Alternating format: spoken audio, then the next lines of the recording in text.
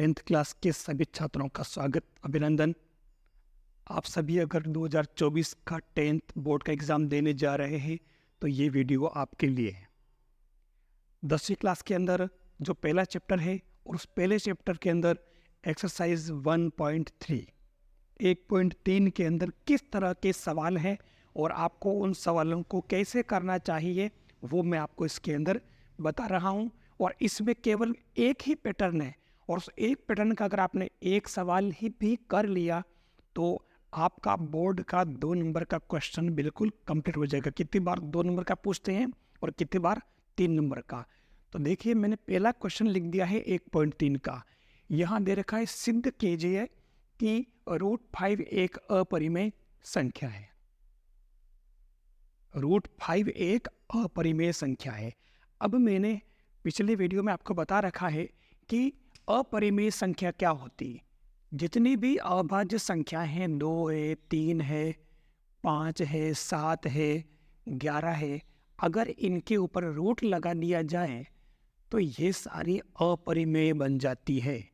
ये सारी कौन सी? अपरिमेय,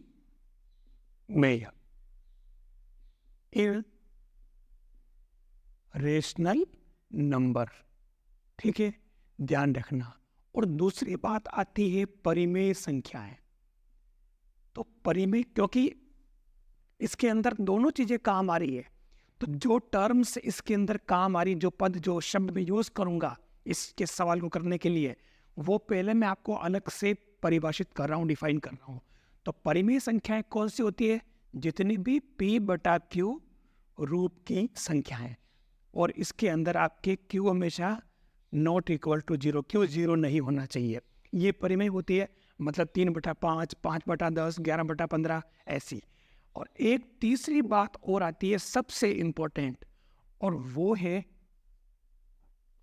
सह अभाज्य संख्याएं। बहुत ही खास बात, ध्यान रखना। इसको कहा जाता है को प्राइम नंबर। को प्राइम नंबर ये क्या होती है? दो संख्याओं का जोड़ा लेंगे इसके अंदर, जैसे 2 और 3, ये आपके सहअभाज्य। अब सहअभाज्य क्यों? जिनका HCF हमेशा 1 हो, वो आपके सहअभाज्य संख्या है। आ रहा समझ में? जैसे आपने और ले लिया जिनका HCF ये हो, तो मैं इसको 3 और 5 ले लूँ, इनका भी HCF 1 है। मैं और ले लेता हूँ 5 और 7, तो इनका भी HCF 1 है। आपको पता है HCF का मतलब कॉमन क्या आ रहा। तो ऐसी ये दोनों संख्याएं मिलाकर के क्या कहलाती है? सहअभाज्य संख्याएं। आ गया समझ में? सहअभाज्य क्लियर हो गया। अब मैं इस सवाल की तरफ चलता हूं। यहां कह रहा है कि सिद्ध करना है कि √5 एक अपरिमेय संख्या है। दिखने में बहुत भारी लगता है, सवाल बिल्कुल इजी है। कुछ खास टर्म्स ध्यान में रखनी है। हम इस सवाल को सिद्ध करने के लिए उल्टा चलते हैं। इसने क्या लिखा? अपरिमेय संख्या बताना है। ये कह रहा है कि आप बताओ कि √5 एक अपरिमेय संख्या है। हम एक काम करते हैं, माना कि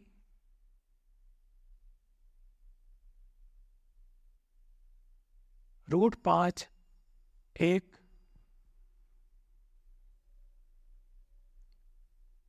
परिमेय संख्या है। हमने उल्टा मान लिया। ठीक है, ये तो कह रहा है कि √5 एक अपरिमेय है, हमने उसका उल्टा मान लिया परिमेय संख्या। अब परिमेय का मतलब क्या हो गया? p/q रूप वाली। क्लियर? तो अब ये अगर p/q रूप वाली संख्या है तो हम इसको आगे कैसे बढ़ाएंगे? हम इसको आगे बढ़ाएंगे कि √5 इक्वल टू a/b मान लेते हैं। ठीक है, भाई बटा-बटी वाली संख्या है, परिमेय का मतलब √5 और √5 का मतलब a/b, p/q रूप में, इसलिए मैंने ये p/q रूप लिख दिया। यहाँ b 0 नहीं होगा, ध्यान देना। अब इसके अंदर एक खास बात और है, यहाँ HCF ऑफ AB कितना होना चाहिए? 1। क्या मतलब हुआ? A और B किस तरह की संख्याएं? सहअभाज्य। कैसे? a/b मतलब कि कैसी होगी ये? जैसे 3/5। तो आप देखो ये 3/5 कट नहीं रही आपस में। तो सीधी सीधी बात करूं कि जो संख्या आपस में कटती नहीं हो, केवल एक का ही भाग दोनों में जा रहा है और किसी से नहीं कट रही है, तो वो संख्याएं दोनों सहअभाज्य कहलाती है।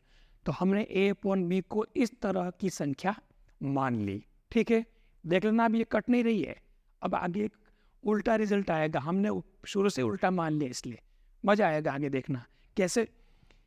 हम इसके अंदर क्या करें, दोनों तरफ इसका वर्ग करने पर, दोनों तरफ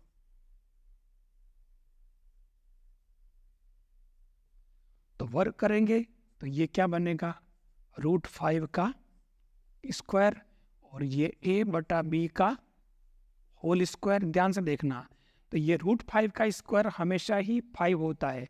किसी भी रूट वाली संख्या का अगर आप स्क्वायर करते हैं, जैसे √a और इसका अगर आपने स्क्वायर किया तो ये a आ जाता है, और √3 का अगर आपने स्क्वायर किया तो खाली 3 आ जाता है, हट जाता है रूट। ठीक है, तो ये 5 और इधर ये क्या बन गया आपके a² बटा b²। अब ध्यान से देखना, ये b² इधर वज्र गुणे में भेज रहा हूँ मैं, साधारण समीकरण जो आप जानते होंगे। ठीक है, अब इससे क्या निष्कर्ष निकल रहा है कि इसका मतलब ये हुआ कि 5a² को विभाजित करता है। 5 आ रहा, 5 इसके बटे में जाएगा तो 5a² को विभाजित करता है। इसका मतलब ये हुआ कि 5a को विभाजित करता है, ध्यान देना। और ये किससे, प्रमेय नंबर 1.3, जिसमें कहा कि अगर a मतलब जो है ना a p² को विभाजित करता है तो a p को भी विभाजित करेगा। ये ऐसा उसमें देखना, आप 1.3 दे रखी आपके। ठीक है, तो हम एक काम कर सकते हैं, इसके अंदर a = अपन क्या लिख देते हैं, 5c, कोई नई संख्या। भाई भाग जा रहा तो कितनी बार तो जाएगा, तभी तो ये इसमें आएगा 5c। ठीक है, तो उस केस में अब ये 5 a का मान 5 अपन समीकरण नंबर 1 में यहाँ रख लेते हैं। ठीक है, तो ये समीकरण नंबर 1 क्या बन जाएगा, वो बन जाएगा 5b² और a की जगह आपके क्या हो जाएगा 5c का होल स्क्वायर। और अब ये 5b² और ये आपके 25c², मतलब आपके ये 5c, ये 25 कट रहा है तो ये 5c² बन गया। मतलब क्या हुआ कि आपके 5b² को विभाजित करता है, डिवाइड करता है।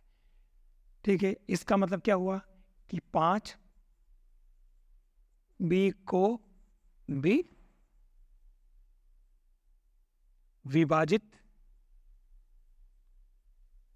करेगा।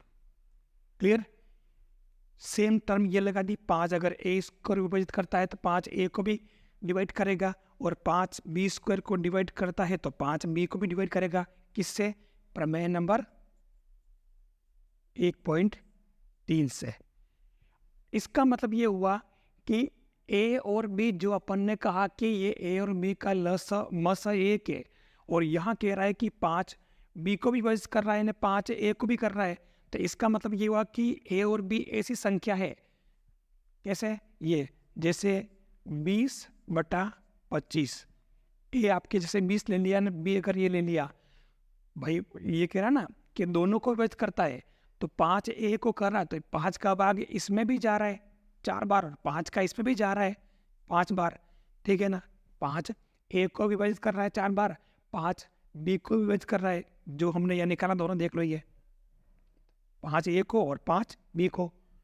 तो इसका अर्थ क्या आ गया कि ये 4 और 5 आ रहे, मतलब आपके ये a और b जो अपन ने संख्या मानी, ये a और b ये एक दूसरे से कट रही है, और कट रही है, इसका मतलब ये क्या हो गया कि HCF ऑफ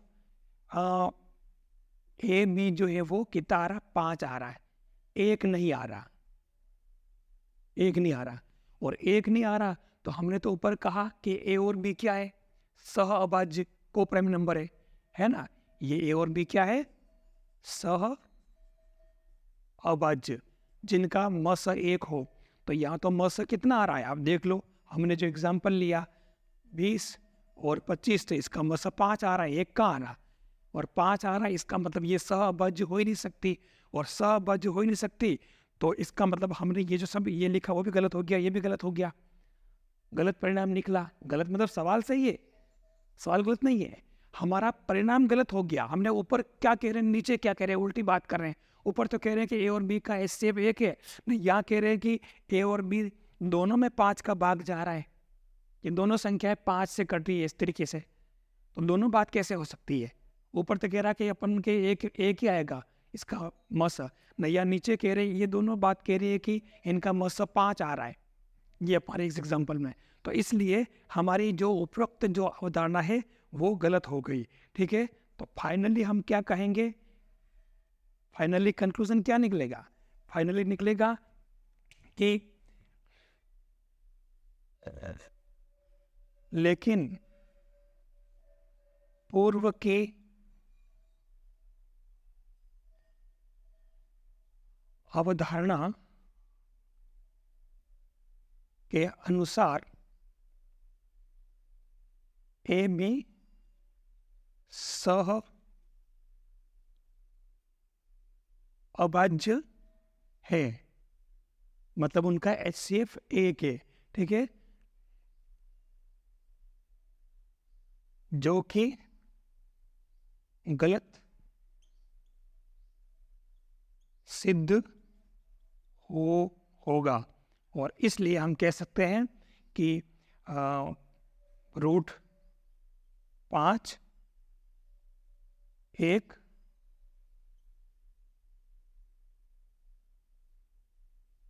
अपरिमेय संख्या है, ठीक है ना। बस ये इतना सा काम करना है, ये काम अगर आप एग्जाम में कर लेते हैं तो ये क्वेश्चन आपके कितने 3 नंबर में पूछा जाता है। अब इसके जगह अगर मान लो वो √2 ले लें तो भी सेम काम वही करना, √2 से 5 की जगह 2 चलेगा। अगर इसने √3 ले लिया तो √3 आप 5 की जगह √3 मतलब 3 आ जाएगा, 7 ले लें 11 ले, सभी के अंदर यही काम करना है। आ गया समझ में। अब इसके अंदर ये जो चीज़ है मैंने बता दी, लेकिन इसके अंदर कितनी बार वो क्या करता है कि इस तरह की संख्या दे देता है वो, √3 + 2 एक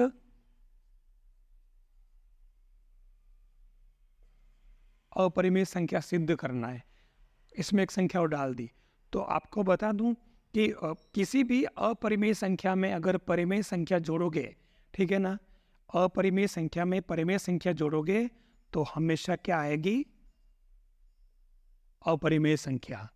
अपरिमेय संख्या में परिमेय संख्या का भाग लगाओगे तो भी अपरिमेय संख्या आएगी। ये इस तरीके से कुछ जानकारी होनी जरूरी, तो इसको भी आप इसी तरीके से कर सकते हो, लेकिन आपको केवल ये वाला जो है सिंगल संख्या वाला है वो आपको कंप्लीट कर लेना है। मेरे हिसाब से अपरिमेय संख्या सिद्ध करना आपको समझ में आ गया होगा। क्लियर हुआ? अगर आपको समझ में आ गया हो तो वीडियो को लाइक कर लें, शेयर कर लें और चैनल को सब्सक्राइब कर लें। जो लोग डेली पढ़ना चाहते हैं उनके लिए सोचना है, क्योंकि ये क्लास डेली आएगी, बिल्कुल अब कोई चीज़ इसके अंदर गैप नहीं होगी। अपने सभी साथियों को आप जोड़ देना, और भी कोई साथी हो तो उनको जोड़ना, ताकि सबको इसका फ़ायदा मिले घर बैठे, बिना पैसे नहीं, बिना कोचिंग किए। बस शर्त ये कि चैनल जो है आपका CMPC/KLP सर, ठीक है, इससे आप सर्च कर लें और आप उसको चैनल को सब्सक्राइब कर लें। सब्सक्राइब करेंगे तो आपको नोटिफिकेशन मिलेगा कि कौन सा मैथ्स का वीडियो कब आ रहा है, और उसके बाद में आप नोटिफिकेशन को आपको ऑन करना पड़ेगा। जैसे आप YouTube खोलोगे और YouTube पे आपको तुरंत सबसे ऊपर आप सब्सक्राइब करने के बाद में आपको नोटिफिकेशन मिलेगा, तो वहाँ पर ऐसी एक घंटी मिलेगी आपको, इस तरीके से घंटी, वहाँ आप क्लिक करना तो वो आपका नोटिफिकेशन ऑन हो जाएगा। उसके बाद आपको डेली नोटिफिकेशन मिलता रहेगा और आपको इसी तरह के वीडियो मिलते रहेंगे। तो इसका फ़ायदा लेने के लिए आप चैनल से जुड़ें और आप लगातार इन चीज़ों को देखें, आपको इसका पूरा फ़ायदा मिलेगा। नेक्स्ट, टेलीग्राम पर CMPC चैनल को अभी ज्वाइन करें और पाएं महत्वपूर्ण PDF और महत्वपूर्ण सूचनाएं। वीडियो देखने के लिए धन्यवाद। अन्य वीडियो देखने के लिए चैनल को अभी सब्सक्राइब करें।